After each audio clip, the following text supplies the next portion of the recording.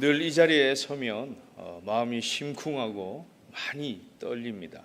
그런데 2부 찬양대 주은혜 찬양대가 제가 가장 좋아하는 이 찬양을 불러주셨습니다. 너무나 마음이 안정되고 또 하나님께서 은혜 주셨구나라는 믿음이 갑니다. 이 더운 날을 이렇게 찬양을 부르시고 또 하나님께 영광 돌리시는 우리 주은혜 찬양대에 우리 큰 박수로 격려를 보냅니다.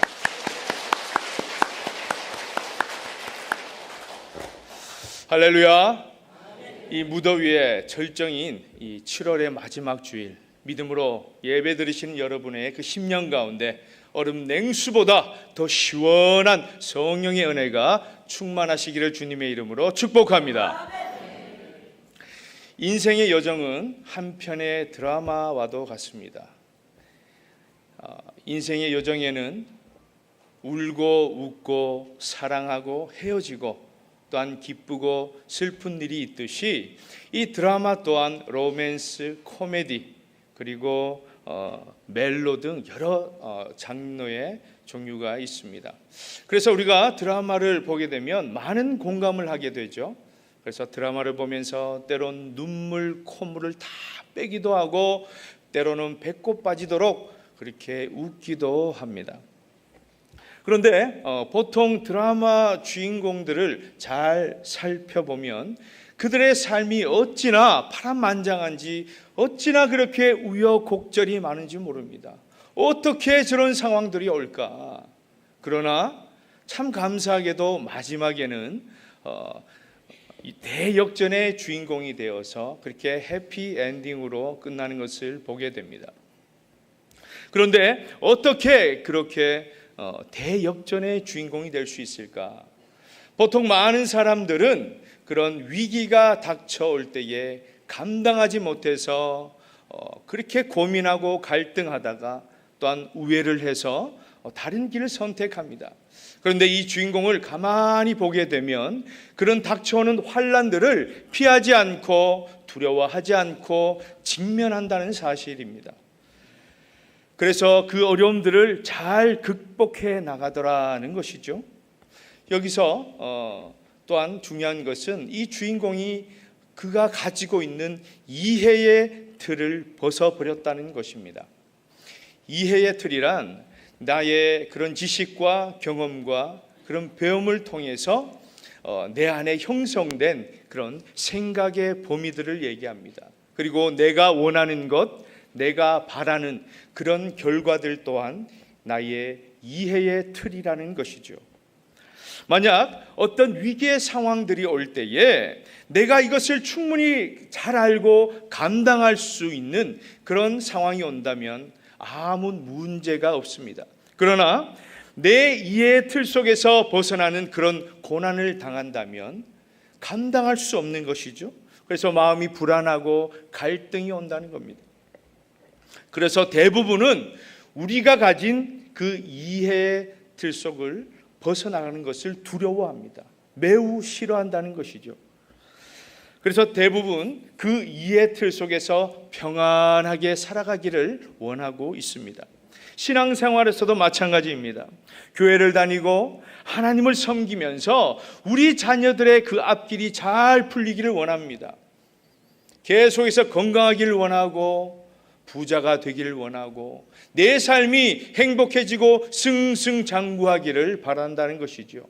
이것이 바로 우리가 가진 이해의 틀입니다. 그러나 교회를 열심히 다니고 봉사를 하고 그렇게 주님께 매달려서 기도를 했건만 내 자녀의 일이 잘 풀리지 않습니다. 가정이 어렵습니다. 경제적으로 문제가 많습니다. 내가 하고자 하는 그 일들이 가면 갈수록 꼬여만 갑니다. 그럴 때에 어떻게 됩니까?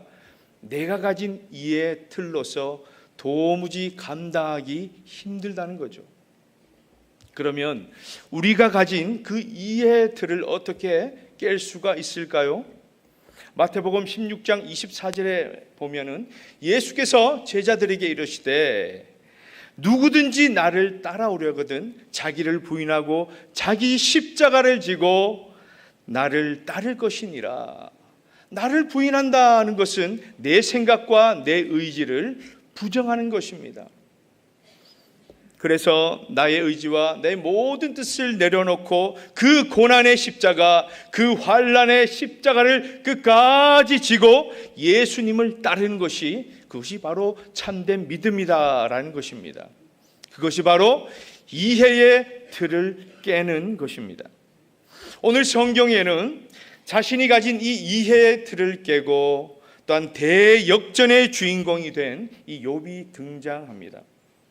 욥기서 1장 13절에서 2장 10절까지를 보면 욥은 자신이 도저히 이해할 수 없는, 감당하기 힘든 그런 최대 고난을 만나게 됩니다. 먼저 사랑했던 자녀들과 풍족했던 그 재산, 그리고 그 모든 것들이 하루아침에 다 사라져버립니다.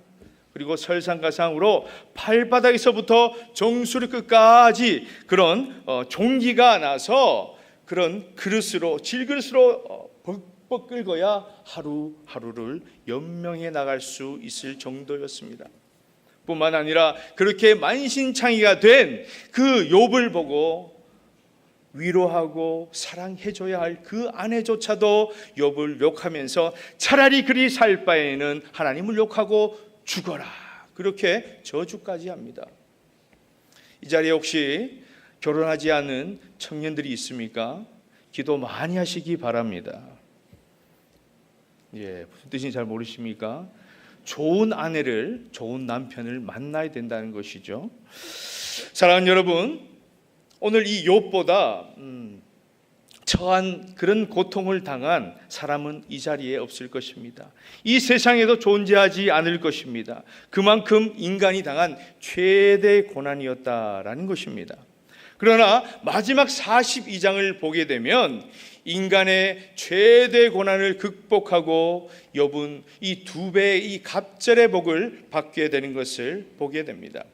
그래서 욥이 받는 이 고난받는 1장 13절부터 축복을 받는 그 42장, 그 속에 있는 그 가운데는 바로 무엇이냐? 이해의 그 틀을 깨는 과정이다라고 볼 수 있는 것이죠. 다시 말해서 우리가 고난을 받고 있지만 내가 가진 그 이해의 틀을 온전히 깨어버릴 때에 이 42장에 나오는 그러한 축복을 받을 수 있다라는 것입니다. 그래서 이 욥기서는 이해할 수 없는 그 고난 가운데 하나님이 정말로 내 인생의 정답인가, 이런 것 때문에 의심하고 고통스러워하는 성도들에게 들려주는 이 한편의 드라마와도 같다는 것입니다. 주인공 이 욥의 이름을 살펴보면 많은 주석가들이 이 2가지의 뜻을 얘기합니다. 한 가지는 나의 아버지는 어디 계신가, 또 한 가지는 재난을 당한 자입니다. 그런데 이 2가지 뜻을 하나로 정하지 않고 이 2가지 뜻을 합쳐보면 이런 뜻이 되죠. 아버지 하나님, 내가 그렇게 고난당할 때에, 내가 재난당할 때에 도대체 아버지는 어디 계셨습니까? 이것이 바로 이 욥의 이름이라는 것입니다. 그러면 우리가 이 욥기서의 내용을 상상할 수 있겠죠. 그런데 흥미진진한 것이 있습니다. 그렇다면 이렇게 고난받는 사람은 처음부터 그렇게 힘들고 어렵지 않았겠는가, 그렇게 생각할 수 있지만 이 본문 1절에 보시면 욥은 온전하고 정직하여 하나님을 경외하고 악에서 떠난 사람, 이렇게 멋진 사람으로 소개되고 있습니다. 이같이 이 욥처럼 온전하고 정직한 사람이 바라는 것은 무엇입니까? 시편 37편 37절에 보면 온전한 사람을 살피고 정직한 자를 볼지어다 모든 화평한 자의 미래는 평안이로다. 그렇게 욥이 기대하는 것은 평안한 삶이었습니다. 그리고 이 본문 2절에서 3절까지의 내용을 보면 욥에게는 이 아들 7, 딸 3이 있었습니다. 이 당시만 해도 가장 큰 복이 있다면 다산의 복일 것입니다. 뿐만 아니라 양, 낙타, 소, 암나귀 등 수많은 가축과 많은 종들을 부리는 그런 큰 재산이 많은 사람이었습니다. 그리고 어떻게 소개합니까? 동방 사람 중에 가장 훌륭한 사람이다라고 소개하죠. 이 동쪽에 있는 사람들 중에서 경제적인 능력뿐만 아니라 그의 인격까지 성품까지 위대함을 부각시키고 있는 것입니다. 그래서 본문 4절에서 5절 말씀을 보면 욥은 교만하지도 않았습니다.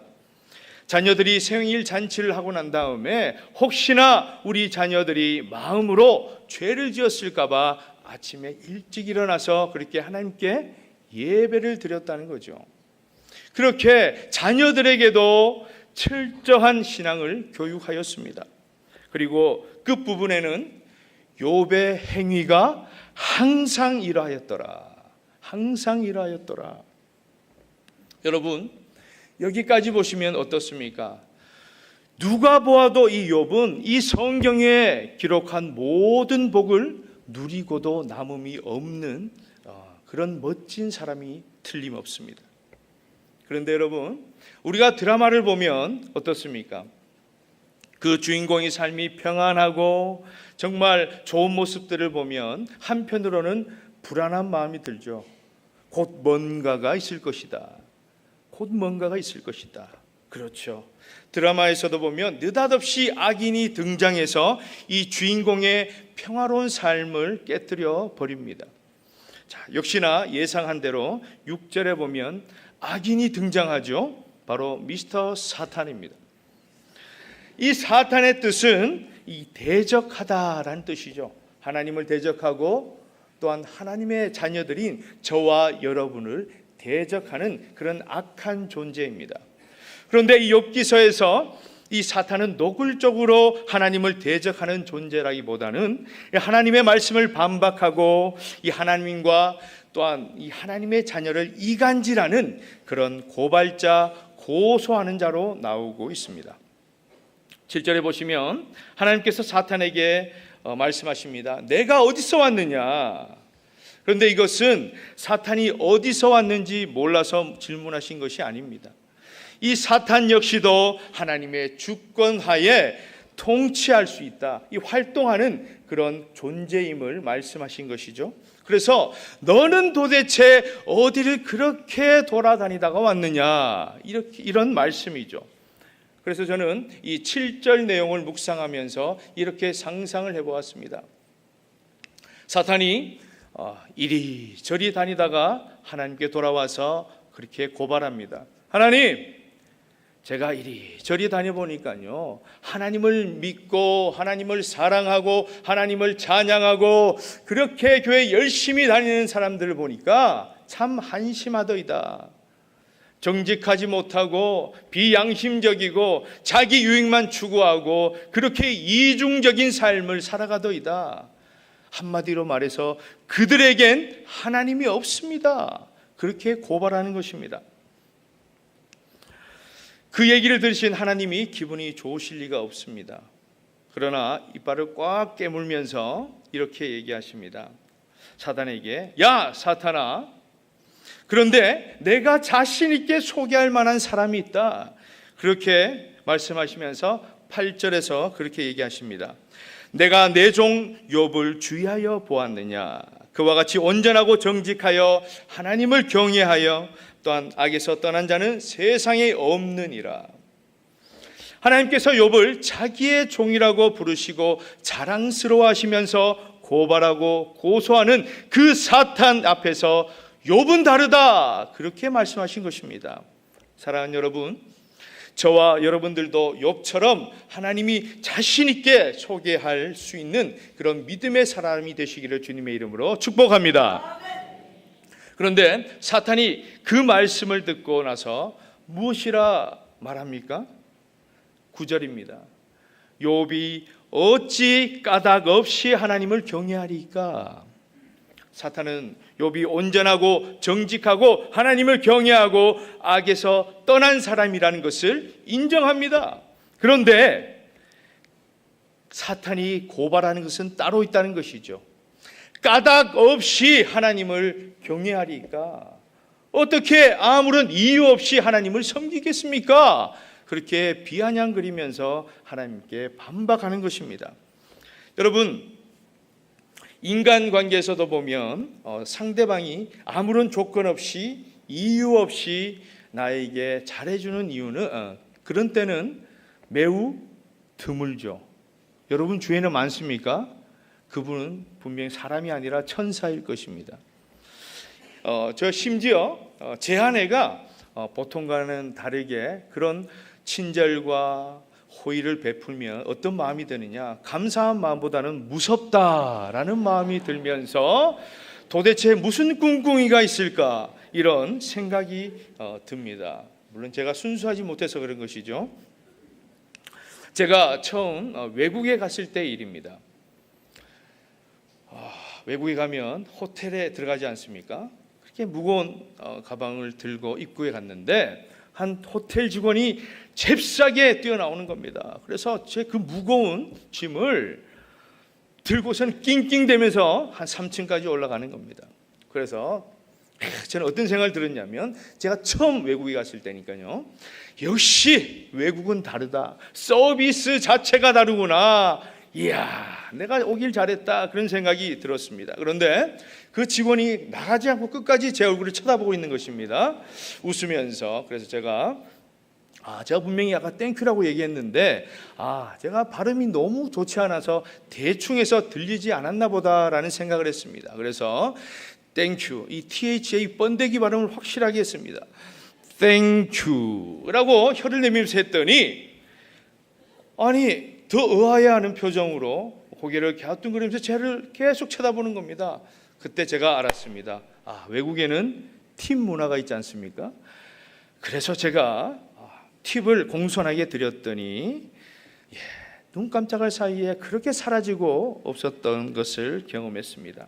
그런 것을 보면서 이 세상 만사도요, 공짜가 없구나, 이유 없이 하는 일은 없구나라는 것을 새삼 깨닫게 되었습니다. 사랑하는 여러분, 이와 같이 세상 만사도 다 그렇다는 것을 알고 있는 이 사탄은 욥이 까닭 없이 하나님을 섬기는 것이 아니라는 근거를 10절과 11절에서 말씀하고 있습니다. 주께서 그와 그의 집과 그의 모든 소유물의 울타리로 두르심 때문이 아니니까 주께서 그의 손으로 하는 바를 복되게 하사 그의 소유물이 땅에 넘치게 하셨음이니이다. 이제 주의 손을 펴서 그의 모든 소유물을 치소서. 그리하시면 틀림없이 주를 향하여 욕하지 않겠나이까. 울타리를 둘렀다는 것은 이 하나님이 욥이 가진 그 이해의 틀을, 다시 말해서 욥이 원하고 바라는 것들을 풍성하게 채워주셨기 때문이 아닙니까? 그래서 하나님을 섬기는 것이 아닙니까? 만약 그러한 것들을 다 치시면 분명 하나님을 욕하고 떠날 것입니다 라는 주장이죠. 여러분, 일리가 있지 않습니까? 왜요? 세상 만사가 이렇기 때문이죠. 여러분, 오늘날 우리 신앙에 대해서 사탄은 이렇게 하나님께 고발하는지 모릅니다. 까닭 없이 예배할 리가 있습니까? 까닭 없이 11조를 드릴 이유가 있습니까? 까닭 없이 찬양할 이유가 있습니까? 까닭 없이 하나님을 감사하겠습니까? 사탄의 고발에 여러분의 대답은 무엇입니까? 자신 있게 사탄의 그 고발에 대해 반박할 수 있는 저와 여러분이 되시기를 주님의 이름으로 축복합니다. 이와 같이 이 사탄의 고발은 우리 내면에 깊숙이 들어와서 우리 신앙의 본질을 건드리고 있습니다. 이 종교학자들은 이 비본질 종교와 또한 본질적인 종교를 말씀합니다. 비본질 종교는 무엇입니까? 이 종교 자체를 순수하게 믿는 것이 아니라 내 이익과 또한 나를 위해서 그 목적과 수단으로 사용한다는 것이죠.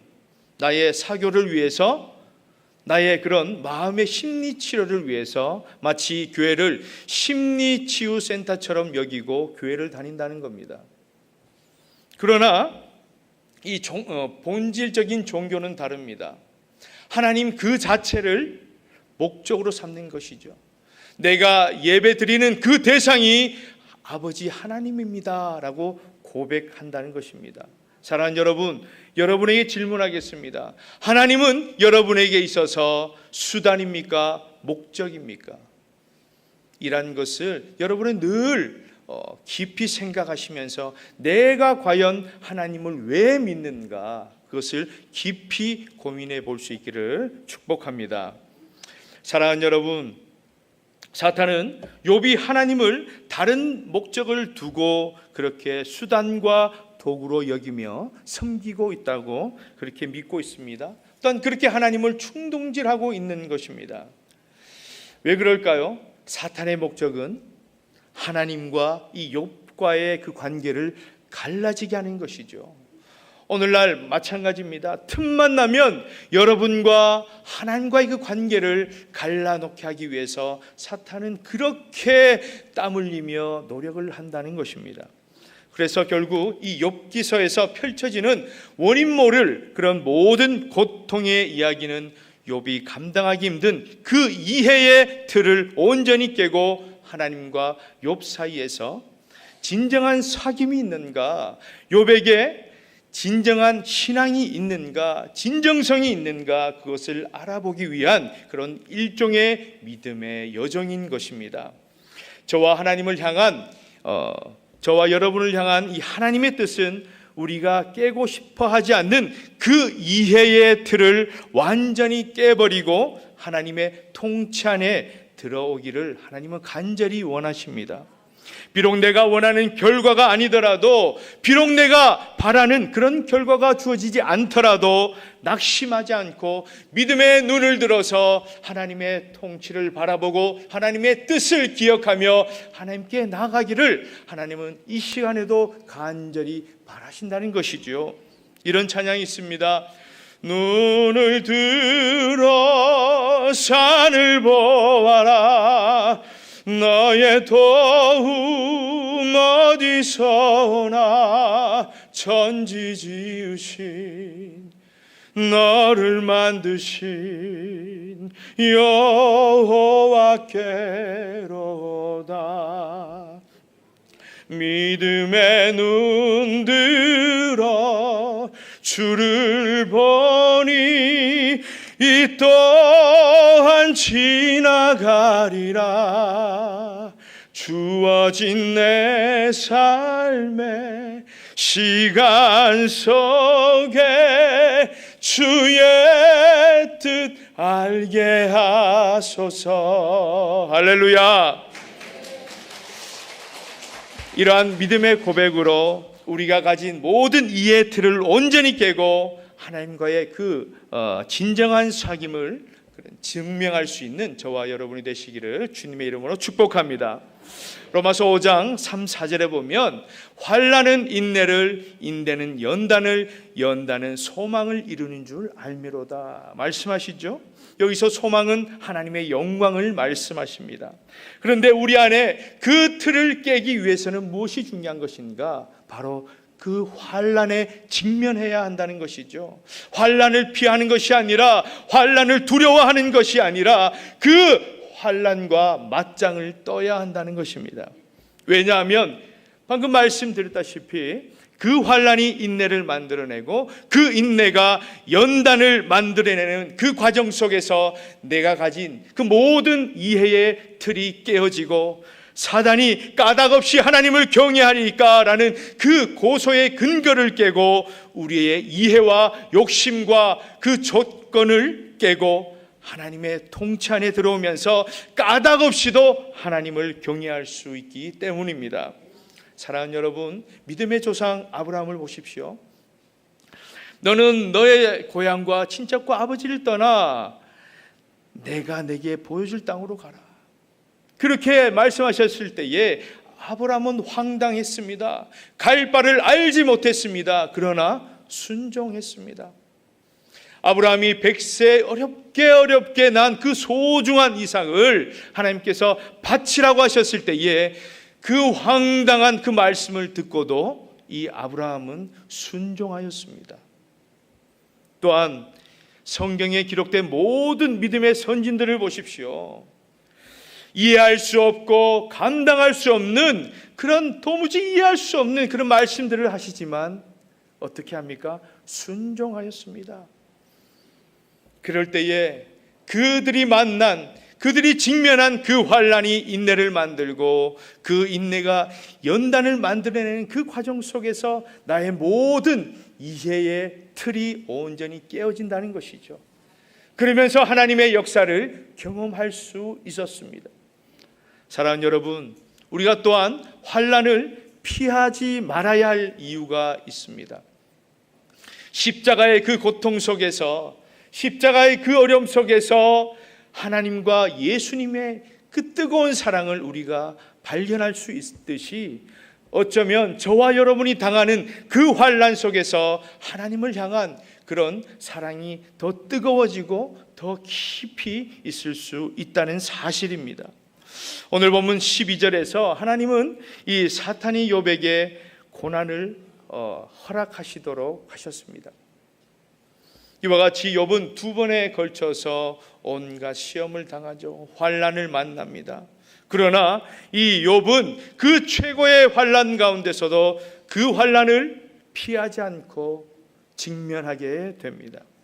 그래서 욥이 가진 그 모든 이해의 틀을 온전히 깨어버리고 42장이 나오는 것처럼 갑절의 축복을 받았다는 것이죠. 무엇보다 이 욥은 하나님이 누구에게도 자신 있게 소개할 수 있는 그런 믿음의 사람이 되었다는 것입니다. 사랑하는 여러분, 한편의 드라마와 같은 인생의 여정 속에서 여러분은 과연 어떤 주인공이 되기를 원하십니까? 까닭없이 하나님을 경외하리까 이렇게 끝없이 사탄에게 고발당하는 그런 비극의 주인공이 되기를 원하십니까? 아니면 환난을 두려워하지 않고 그 환난에 맞서서 나아가며 자신의 모든 이해의 틀을 깨고 사탄의 그 근거의 그 고소의 근거를 깨고 우리의 이해와 욕심과 조건을 깨고 하나님께 복을 받는 대역전의 인생이 되기를 원하십니까? 이것은 분명 여러분의 선택에 있습니다. 여러분의 몫이라는 것이죠. 그러나 중요한 것은 하나님은 저와 여러분이 자신의 우리가 가진 모든 이해의 틀을 온전히 깨기를 원하십니다. 이해의 틀이 무엇입니까? 나의 모든 생각과 나의 모든 지식과 나의 모든 의지를 완전히 부정하는 것입니다. 이해의 틀을 깬다는 것은 내가 바라는 결과, 내가 소원하는 결과, 내가 바라고 믿고 간절히 원하는 그 모든 것들을 하나님께 온전히 맡기는 것입니다.